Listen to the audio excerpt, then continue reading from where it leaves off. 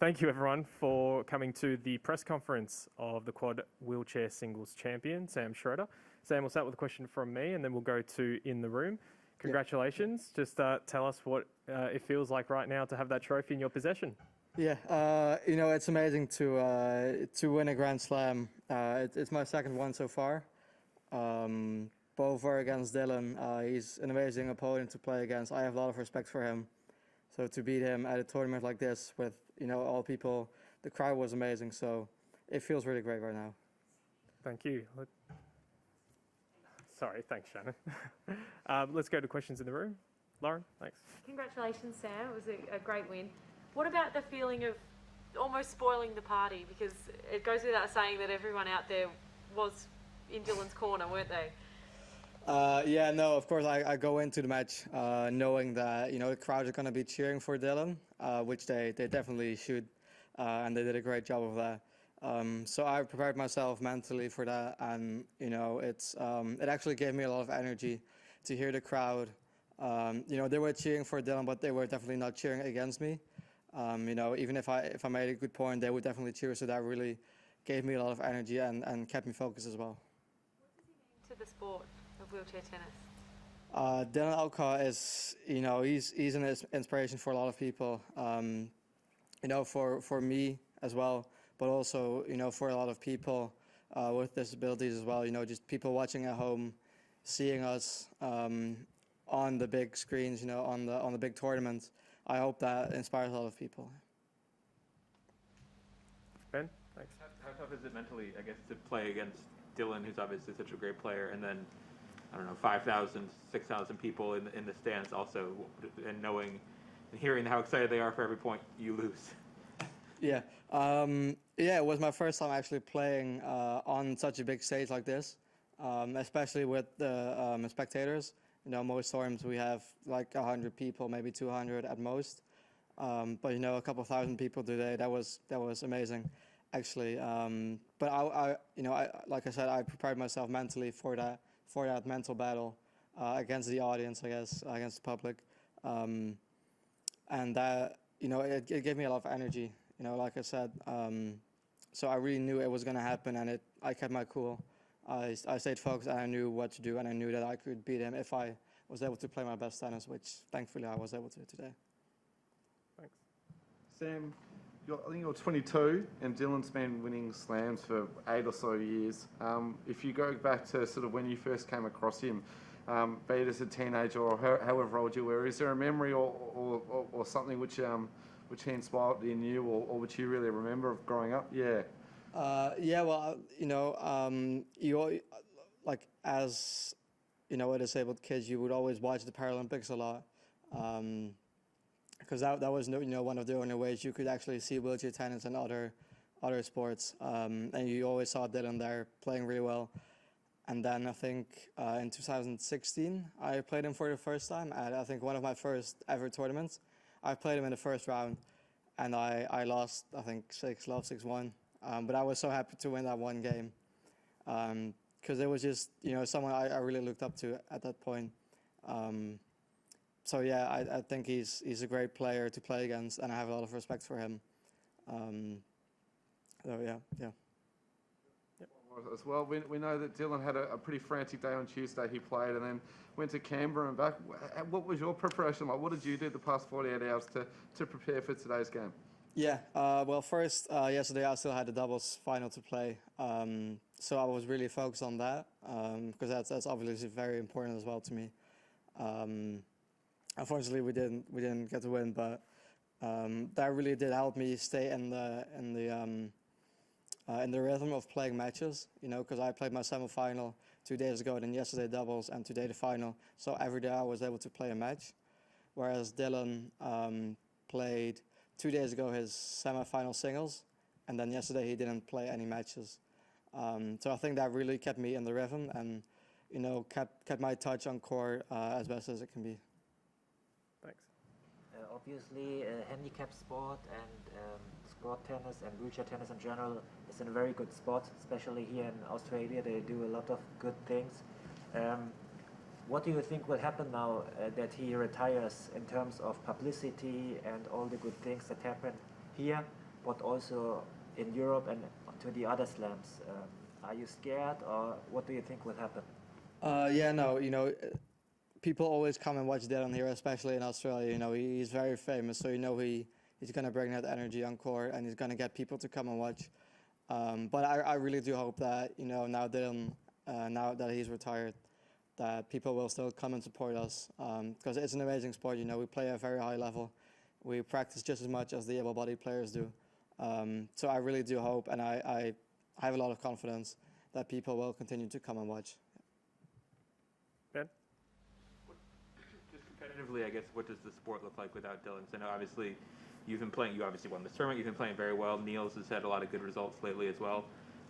What do you think? I guess Dylan, I think, has won 15 of the 20 Grand Slams he's entered, so he's taking up a lot of space competitively. So what do you think it looks like now without him there to block everything? Yeah, I think for the next couple of years, Niels and I are the ones that are going to be dominating the big tournaments, hopefully. In singles as well as doubles, where we will make a great pairing.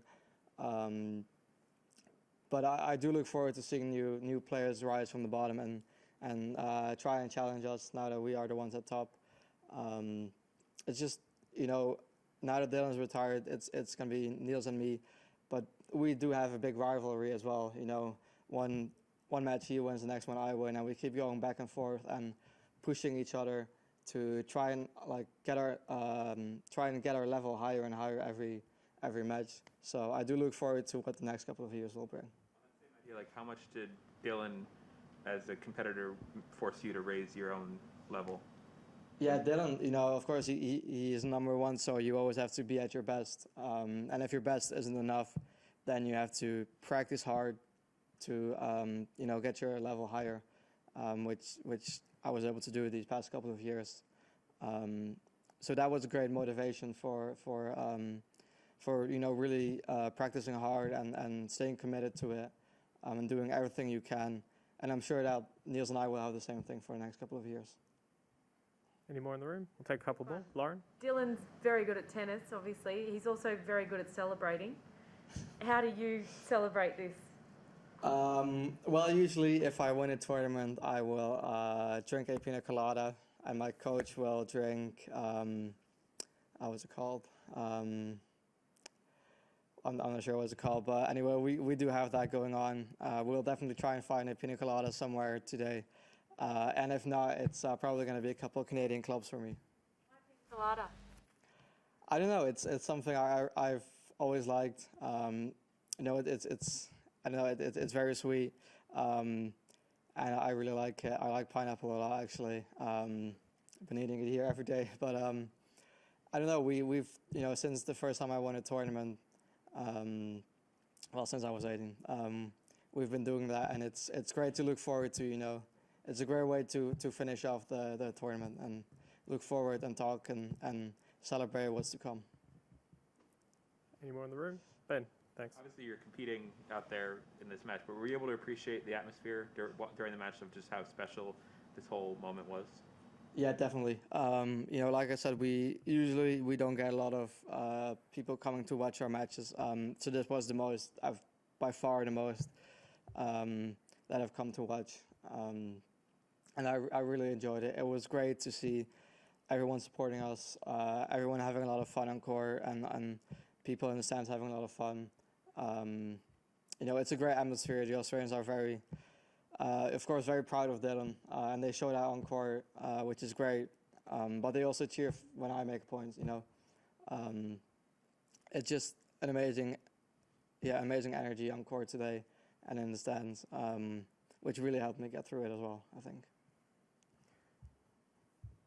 Yeah, Just ask Shan? a quickie, Sam. Just Niels nearly took down Dylan on day one. Then you and Niels planned attack on the Aussies, the doubles, and now you take them down. Is this what the Dutch mean by taking Australia now?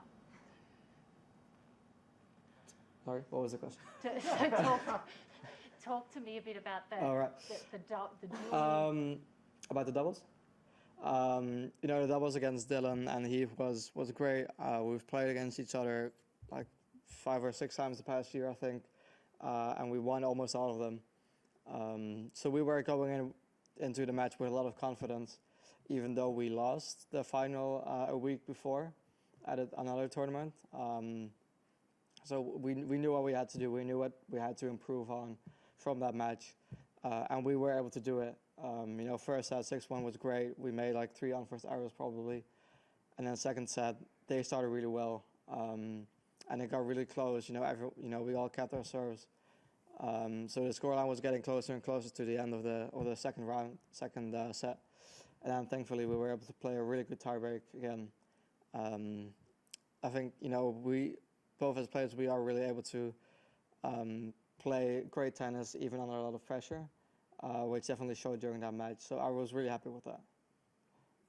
Top of the Walk of Champions. Just tell me how you felt before you were rolling out on court. Sorry, I couldn't. At Rod Laver Arena, sitting at the top of the Walk of Champions, going out to a packed house, how did you feel? Yeah, really no words for that. I don't know how to describe the feeling. It was just amazing. It's a very special memory for me that I will cherish forever. I love, like I said, I love coming here. Weather was great. It's always great here to be here. And yeah, I have no words really to describe it. You just have to experience it yourself, and then you'll know what it feels like, I guess. But like I said, I will definitely be back next year and hopefully able to defend my title. Thanks, everyone. We will go to online questions, and we'll start with Gemma Stevenson. Your questions, thanks. Hi, Sam. Congratulations. Another great victory for you. I mean, talk to me about that first set. It was tight, wasn't it? I mean, you had to grind that out. Yeah, it was a very close set. A lot of games where I was up 40-15 and didn't win them, and a lot of games where I was down 40-15 and I was able to win them. A lot of very close points, a lot of very close balls that just barely went in or out. So, that first set could have been decided by 1 or 2 points. It could have gone Dylan's way as well, obviously. And then there would have been a totally different match, but I'm really glad that didn't happen. So. And you're now a 2-time Grand Slam singles champion. I mean, what else can you achieve now in your career? Because you're still so young. Well, I mean, there's a lot still to achieve, obviously, but no, it's just great motivation for me to keep practicing hard and to keep going, and the confirmation of just knowing that all the hard work you're putting in is getting paid off is great. So I will keep practicing hard and go on for the next tournament. And just a quick question, only a few weeks ago you met Dylan. Your last meeting on court battle was with Dylan, and he came out on top on that one. What sort of things did you change up, or did you think about going into this matchup that you learned from the previous meeting with him? Yeah, it was the first time in a couple of months that I played him, so I kind of had to get used to his game again. And he played very aggressively during that match. And today that was a little bit different. I feel like he was, more bringing the ball back and hoping that I would make a mistake. And from my own point of view, I think today I had the guts to really go for my winners, even when he was going towards the net. If you hesitate and you play towards him, he's gonna finish the ball off. So you need to take that risk. It's not always gonna work out, and even if it doesn't work out, then you have to do it again the next ball. Which I was able to do today because I was, especially mentally, I was really there today compared to the match a couple of weeks ago. Brilliant. Thank you, Sam, and well done again. Enjoy that pina colada. Yeah, thank you. Thank you. And we'll go to questions from Marshall Thomas. Thanks. Hey, Sam, many congratulations, sir. Very good. I'm very pleased for you. Listen, you're the only player to have beaten Dylan in the last couple of years. So what was the game plan today?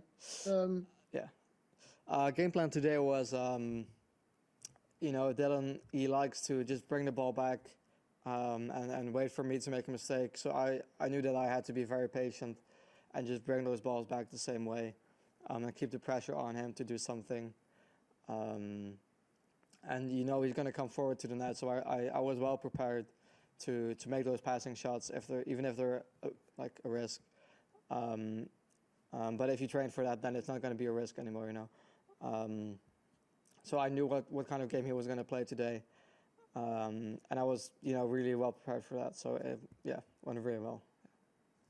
Yeah, and then secondly, you've got the experience of having won the US Open in 2020 against Dylan. Do you get nervous on these occasions in these big courts, or did you not have any nerves at all today? I was definitely a bit nervous before the match. I think once I got on court today, the nerves kind of went away. And then, during that first set, they kind of came back a little bit when we started getting, really tight in the score. But overall, it was mostly just enjoying myself more so than feeling pressure to try and beat him. I really, going into the match, I knew that if I was able to play my best tennis, that I was able to defeat him. So I had a lot of confidence in that. So, all right, thanks, Sam, and well done. Yeah, thank you. And thank you, everyone. That concludes our press conference with Sam Schroder. Thank you. Thank you.